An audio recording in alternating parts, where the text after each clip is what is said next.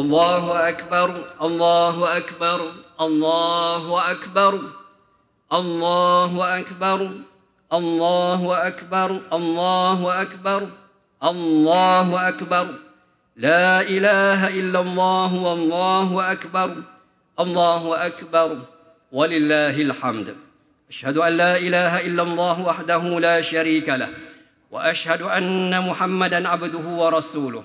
اللهم صل وسلم وبارك على سيدنا محمد وعلى آله وأصحابه أجمعين.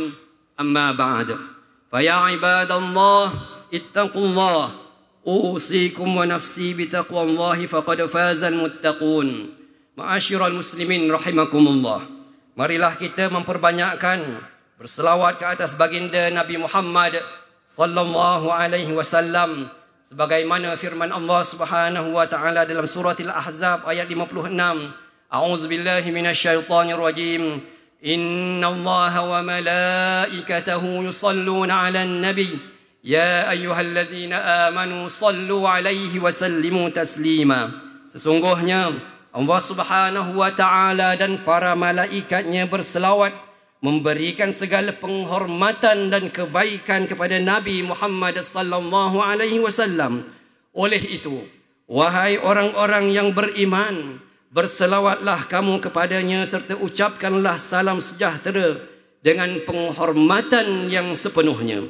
Allahumma salli ala sayyidina Muhammad wa ala ali sayyidina Muhammad kama sallaita ala sayyidina Ibrahim wa ala Alhamdulillah, alhamdulillah, dalam kita menghayati khutbah daripada Sahibul Sabah Tuan Haji Ehsan Muhammad Husni, Imam Masjid Negara. Tugas kita sebagai pengacara harus diteruskan. Semoga kita dapat mengutip sebanyak mungkin mutiara kata daripada mutiara makna daripada khutbah disampaikan.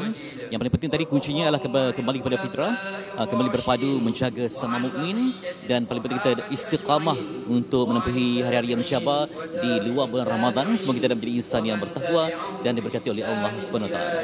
InsyaAllah teruskan menghayati keistimewaan 1 Syawal 1446 Hijrah bersama kami di MHI. Kita akan berehat seketika ya Fitri, dan kita kembali ke pekarangan kemeriahan di Balai Berita. Betul, di Balai Berita semenjak selepas ini.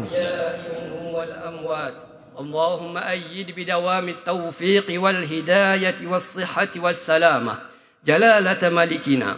Ke bawah duli yang maha mulia Seri Paduka Baginda yang di-Pertuan Agong Sultan